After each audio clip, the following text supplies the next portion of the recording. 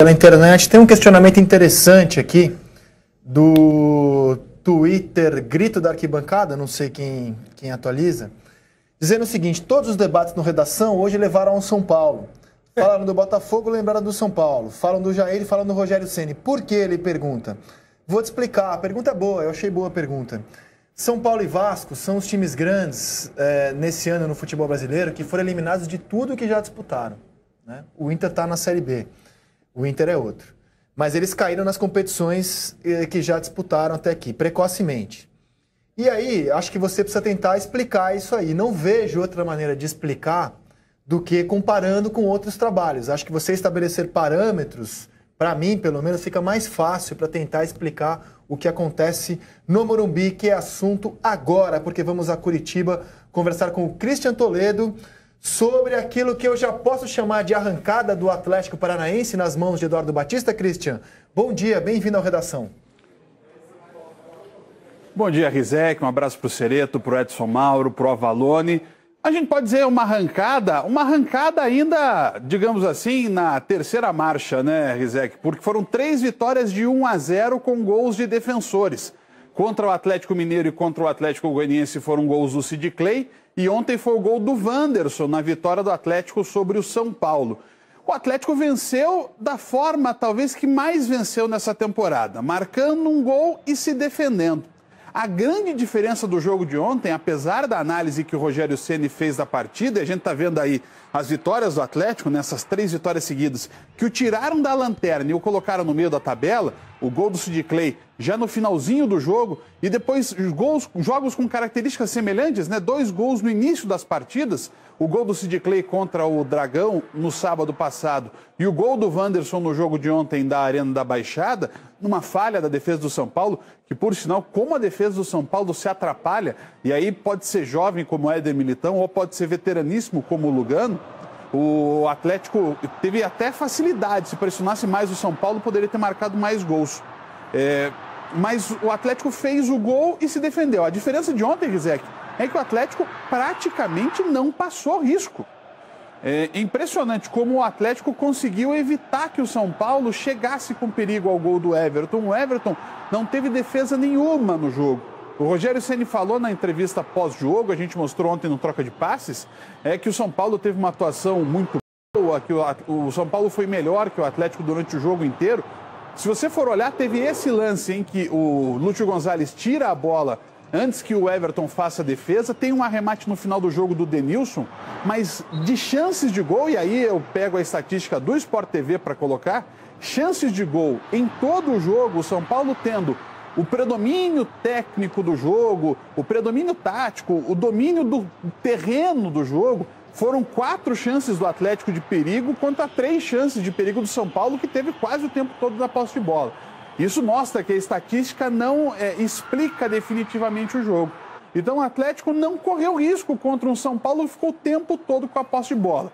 Eu não gosto muito desse jeito de ganhar uma partida, porque a bola fica rondando toda hora a área do seu time e uma hora pode acontecer de dar errado. O Atlético, por exemplo, na Libertadores contra a Universidade Católica na Arena, aconteceu isso. Fez 2-0, abriu vantagem, deixou a Católica pressionar, tomou 2 gols no final do jogo e acabou empatando a partida. Mas ontem, contra o São Paulo, Rizek, esse risco não aconteceu. O Everton não trabalhou no jogo inteiro e o resultado foi uma vitória do Atlético, por incrível que pareça, pressionado, mas sem risco.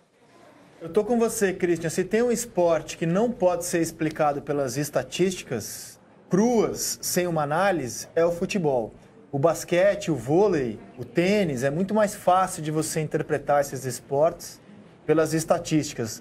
No futebol, perfeito, não. O São Paulo ontem, por exemplo, deu 35 cruzamentos na área. Prova que o São Paulo abafou muito, mas não consegue criar de forma organizada. Um time que, na minha opinião, alça 35 bolas na área, não pode jogar bem. E o Rogério Ceni e o Lugano pensam diferente. Confira.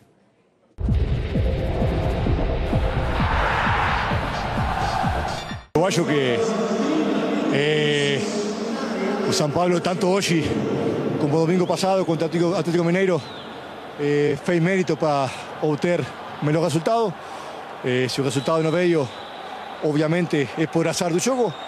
mas também porque a gente tem que ser mais pragmático, mais contundente. Então, por um lado, a tranquilidade que o São Paulo vem propondo um futebol protagonista, ofensivo, e por outro, a preocupação de que não conseguimos levar esse futebol a resultado, que no futebol é tudo, né? Acho que o time jogou uma grande partida, em especial um ótimo segundo tempo. Infelizmente, né, uma bola parada, nós tomamos o gol logo no começo do jogo. Eu acho que foi dominante do segundo tempo, propôs o jogo durante todo o segundo tempo. Futebol é assim, futebol às vezes você faz um grande jogo e não consegue o resultado que se espera. Já tinha sido muito parecido contra o Atlético Mineiro, onde nós produzimos muito e não conseguimos o resultado. Então, a seguir trabalhando, que eu vejo brilho nesses atletas, vejo vontade de vencer e eu acho que nós temos condições de conseguir as vitórias o mais rápido possível para subir na pontuação na tabela. Na verdade, eu retifico aqui. Penso como Lugano e bem diferente do Rogério Ceni. O Rogério Ceni tem esse problema desde a época em que era goleiro, né? Me lembro que teve um jogo da seleção brasileira em que ele jogou com a seleção brasileira, tomou um gol, falhou em um dos gols da seleção. Contra a seleção da Catalunha. Contra a seleção da Catalunha e no Camp Nou, né? No Camp Nou, e aí na entrevista ele disse que foi a maior atuação de um goleiro nos últimos 10 anos com a camisa da seleção. E ele, repetidamente, deu entrevistas coletivas, várias entrevistas coletivas esse ano, falando sobre os números, falando sobre um time do São Paulo que nós não vimos jogar até agora. Então ele enxerga futebol, ou pelo menos na hora de dar a entrevista coletiva, ele passa uma visão de futebol muito diferente da visão que nós temos. A verdade é que ele tem que admitir que o São Paulo não está conseguindo os resultados. São Paulo não conseguiu nenhuma vitória fora de casa no Campeonato Brasileiro. São Paulo está a 1 ponto da zona de rebaixamento. O Lucão era o problema, saiu o Lucão, a defesa continua muito mal. O São Paulo está mexendo demais no time. Ontem entraram o Denilson, que jogou contra o São Paulo pelo Avaí. Foi contratado e já jogou ontem, entrou no intervalo. Entrou o Breno, que foi o Brenner, pela primeira vez relacionado das categorias de base, garoto das categorias de base. Já chegou e já jogou, já entrou no intervalo. Então o São Paulo não para de mexer. E o Rogério Ceni, eu até comentei com a Valone hoje, é incrível como alguém que foi goleiro não consegue acertar a defesa. Né? Alguém que foi goleiro deveria ter mais noção de como... Especialista, de como se acerta uma defesa. Sabe mais, né? Ele não consegue acertar a defesa do São Paulo. Era a primeira coisa que ele tinha que pensar. Vou acertar a defesa do São Paulo. Depois tenta... Agora, uma coisa é você conhecer futebol, ter a experiência que o Rogério teve de anos, e a outra é saber como se coloca isso em prática. Eu também achava que o Rogério, mais rapidamente, ia se transformar num resolvedor de problemas como esses. E a gente está vendo que não é bem assim. Não só por ele, mas evidentemente que a gente tem que colocar o clube junto, porque o planejamento do clube, ele, na minha opinião, ele está estranho. Olha a baciada de reforços que o São Paulo está trazendo com o campeonato em andamento. Será que acreditam que esses jogadores vão entrar amanhã e já vão jogar como se estivessem no Tricolor há 1, 2 anos? Dá uma olhada nessa quantidade de jogadores. O Jonathan Gomes, ex-meia do Santa Fé, está confirmado. O Betis aceita vender o meia Petros por 9 milhões de reais aproximadamente, Petros ex-Corinthians. Foi anunciado pela Universidade Católica de Quito o equatoriano Robert Arboleda, zagueiro, como futuro jogador do São Paulo. Não conheço mesmo.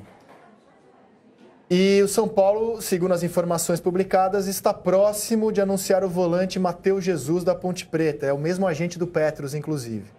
Então o São Paulo está contratando de baseada, com o campeonato em andamento. E imagino esperando que esses caras cheguem para resolver o problema do time. Jogadores que vão ter dificuldade para se adaptar ao futebol brasileiro, né? Fala dos estrangeiros. É claro que o Petros já conhece o futebol brasileiro, o Matheus Jesus também. Jogadores, nenhum deles, eu não conheço os estrangeiros, mas nenhum deles me parece ser aquele, que grande contratação, né? Que vai chegar e vai resolver. E de novo o time vai se mexer. Eu gosto da figura, da analogia de trocar o pneu com o carro andando, porque é basicamente isso mesmo. Você em casa, se imagina trocar o pneu com o carro andando. Que desastre que é. Agora, também se não trocar o pneu, olha só a defesa. O São Paulo não está fazendo uma defesa, um time novo só, não.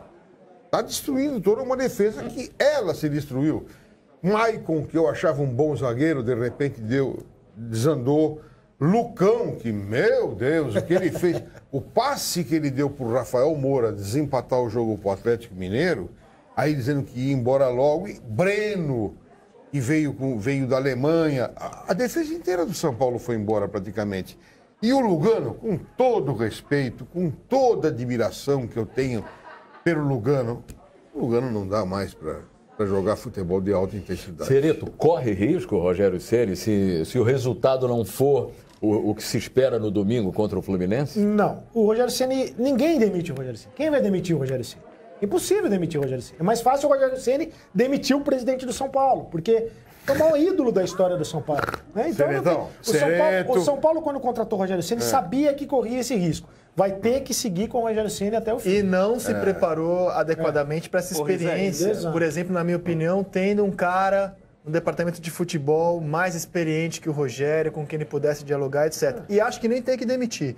São Paulo tem que ir até o fim do ano com o Rogério Ceni e lá no fim do ano ele tem que avaliar essa experiência. Diga lá, meu caro Christian. Só um detalhe em comparação, o Eduardo Batista foi muito questionado sobre reforços, né? Porque ele pegou o Atlético numa situação bem delicada. E ele disse o seguinte: olha, eu não vou pensar em reforços como os jogadores que eu tenho aqui. A única possibilidade que o Atlético trata de contratação é o Danilo Barcelos, aquele lateral que se destacou no América Mineiro ano passado e que está no Atlético Mineiro. Pode ser o único jogador a ser contratado e, ao mesmo tempo, a saída do Felipe Gedós, que pode ir para o Internacional. O Felipe Gedós não está nos planos, teve problemas com o Paulo Autuori.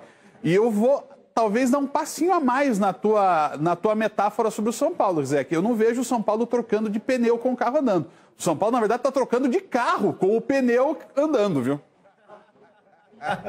Essa aí é melhor mesmo, Christian. Grande abraço para você, amigo, e até a próxima aqui no Redação. Um abraço, Rizek, e hoje toda a atenção para esse confronto entre Grêmio e Curitiba, o grande jogo da rodada, transmissão do Sport TV. Verdade, Grêmio e Curitiba, com transmissão do Sport TV, o Corinthians encara o Bahia em São Paulo. Esses jogos podem alterar a liderança e no domingo o Grêmio recebe o Corinthians naquela que pode ser jogaço, a primeira partida com cara de decisão nesses pontos corridos. Esse é jogaço. Você vê, há um tempo atrás, se a gente falasse Grêmio e Corinthians seria um jogaço, mas jogaço, porque o Corinthians estava desacreditado. O Grêmio também não estava. O Grêmio tem só o Luan como candidato à estrela, é a força do coletivo e tal. Agora, Grêmio, Corinthians, domingo, jogaço. Maluco, Avalone, o Brusque teve a chance numa cobrança de pênalti de eliminar o Corinthians na primeira fase da Copa do Brasil. Alguém aqui acha que o Carille continuaria empregado e realizando o ótimo trabalho que realiza hoje se o pênalti do Brusque tivesse entrado e o Brusque eliminado o Corinthians? Ia ser muito difícil. Aquela altura do campeonato ia ser muito difícil o Carille continuar no Corinthians. Pelo clima. Então, o futebol tem muitos detalhes. Como ontem, o Wellington Nem, num dos últimos lances do jogo, ele perdeu um gol que, se ele empata, poderia mudar muito do tom do noticiário do São Paulo hoje.